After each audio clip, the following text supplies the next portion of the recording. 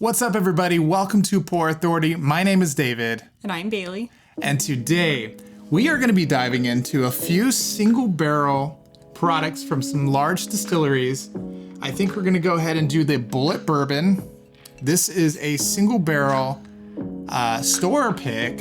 And then we've got Knob Creek, the single barrel select bourbon. And this is a BevMo exclusive. And last but not least, Jack Daniel's single barrel proof. This is the select bottle. So the three of these are, I know for some of you guys, are on your list. If you like these distilleries and their profiles, I think you'll enjoy the single barrels. We've had a few here at the house, different versions. I don't know if you remember any of them. But yeah, it's kind of fun. You can get a little different flavor out of each barrel. And you never know if you're gonna have a good one or a not so good one, but that's the fun of it, right? Just trying something different. So let's go ahead and do a quick side-by-side comparison. We're gonna dive into these three here. So starting on your left, Bailey, you've got the Bulleit bourbon, and we'll go ahead and smell that. I'm getting on the nose, I've got some honey, a little bit of the caramel. What are you thinking? You're really quiet over there. It smells kind of dusty. Okay, dusty note. I'm getting the honey. To me, it's got a little bit of youth. I'm not sure the age on these as they're non-age stated bottles. Okay. Before I taste it, did you already go and grab a taste? No. Okay, let's go to grab two. This is the Knob Creek Single Barrel Select. This is a BevMo exclusive at 120 proof. And yeah, let's go ahead and take a nose on this one. What do you think? Ooh. This one definitely smells sweeter. That's the first thing I got. It's like a vanilla custard. Yeah. Oh. A little bit of toasted barrel. Getting marshmallow. I think you're right. I do get a little bit of marshmallow. It smells like s'mores. Yeah. Are you getting any of the chocolate too, or? Kind of, I don't know. It kind of smells like it just smells like a s'more. Yeah. Like the whole combination of all the things together. Okay, let's go ahead and move on to class 3. This is the Jack Daniel's single barrel strength, so it's a little bit higher proof than the other two, but that's okay. This one comes in at 129.3 proof, so this is a heavy hitter. Let's see if we can notice the difference. Ooh, classic Jack Daniel's. I'm getting that banana bread. Banana I was gonna say, bread. I'm picking up some sort of sweet fruit in banana. That's it. Okay. Yeah, there's like a some kind of fruit other than banana. I'm getting like a Pear, maybe? pear, apricot. No, not apricot. It could be a hint of pear. Let's get this little swirl, extra swirl magic. Okay. So far on the nose, which one do you think's catching your attention?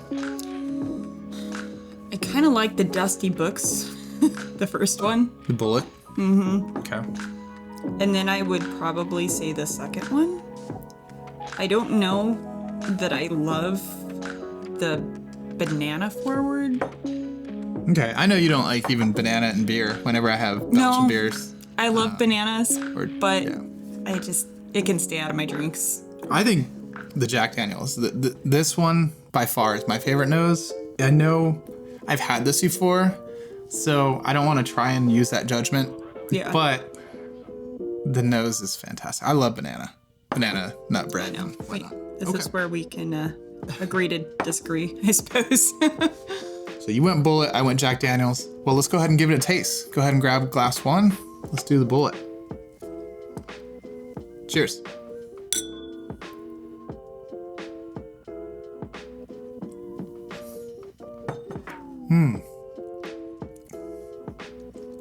Okay.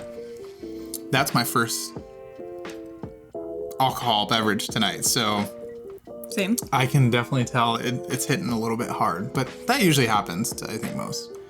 I definitely taste the dusty books. Okay.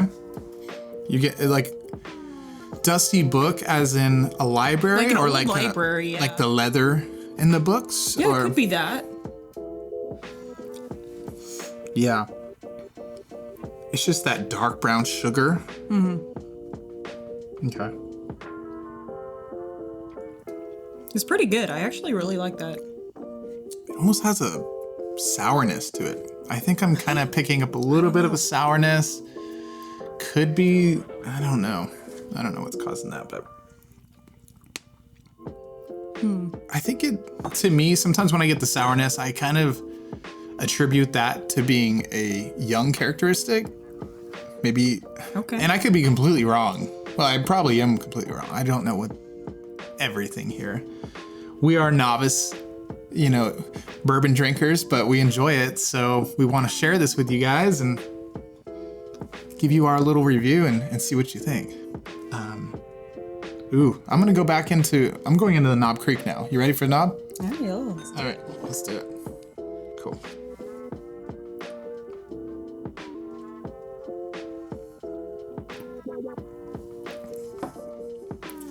Ooh. I can definitely get the heat on that going from... Yeah. So we went from, 106 proof to now at 120. There's a little bit of gap there, and I'm noticing the difference. It's got a lot more... I think I'm getting more oak presence. I think it's, like, hanging out a little bit longer on the finish.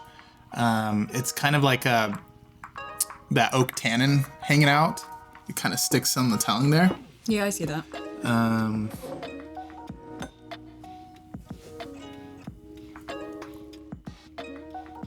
Oh yeah, that's much oakier. It's like that fresh. Like if you've been to even like a winery, we've gone to a few wineries, and when you walk through their warehouse, like where all the barrels are stored, it kind of has that smell of just that fresh wood. Yeah. Kind of just sitting there. Yeah, it has more of a woody taste than the baking spices that I was smelling. So, yeah. Okay. But it's good. I like it. Yeah. Definitely a lot hotter than the first. Yeah. Before I dive into 3, I just needed to clear out the pellet a little bit, because this one's bumping up all the way from 120. Now we're going to 129 proof. You ready? Let's do it. Let's do it. Jack Daniel's Single Barrel Barrel Select. Barrel proof. Oh, yeah.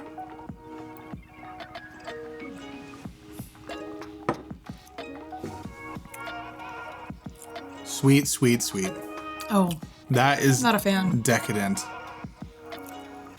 Extremely sweet. It reminds me of like being a kid and grabbing little sugar cubes and just popping them back and eating, sucking on them. Yeah, no. It's definitely sweet. That doesn't vibe with me at all. And I know a lot of people are huge fans of Jack Daniel's, and definitely these bottles. I mean, I see some other channels and other people talk about these, and they love these. And I don't know if it's just, sure. I get it. Everybody, some people like sweeter things, or you like, you can go to the ride side and you can have spicier things. But something about it, it's just not my vibe, Nah. And it could be the barrel again. We're looking at single barrels. So we'll have to do a side-by-side with another single barrel from them. Maybe it'll be different. Maybe it'll be a little bit more dry, robust. That's the fun thing. I'm ready to try some more and have some better comparisons to that. But all right, I'm gonna go through them one last time, and then if you want to throw out any other notes, we can see what we've got here. Sure. So I'm grabbing Bulleit. I'm gonna kind of hop around here, and I don't know about your area, but we've got a few Bulleit single barrel selections right now. So it's kind of nice if you can get your chance, get your hands on one of these. The price is not bad. I think this is like a $59 bottle, which compared to a lot of other ones coming out, that's a pretty good deal. And then of course the Knob Creek Single Barrel Select. This one's going to run you, I believe, about 65. So it's not too far off. And then I think out here, the Jack Daniel's Single Barrel Select is also 65. So there's not a huge variable between all these three. Yeah, not bad. I think most people might actually be able to find the Jack Daniel's bottle over even some of the Knob Creek Single Barrel and the Bulleit. But again, every area is a little different. Yours is going to be different from ours. We're out here in Oregon and we're a controlled state. So we kind of just get whatever shows up on the shelves, which is fine, but we do miss out on some other single barrel picks that are out there that we see.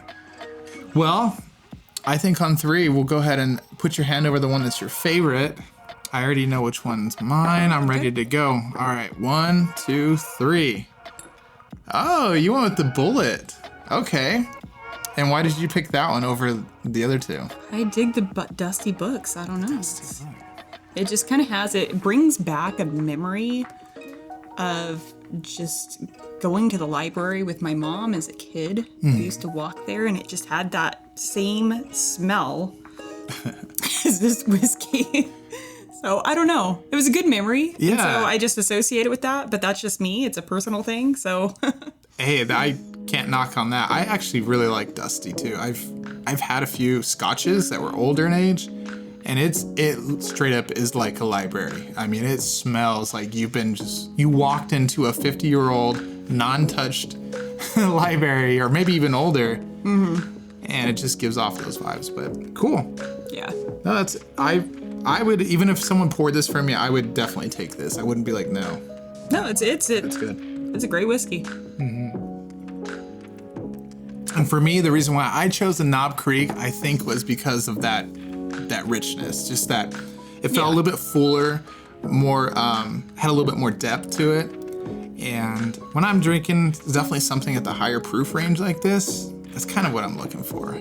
Yeah. Because then I can add a little bit of water if I want, and then I know I'm still gonna have a lot of base there. It's gonna hold up really well in the water. So, well, I think that was a really good comparison. There's a lot of other single barrels out there that would do great in a blind versus these, so maybe we'll have one coming here in the future.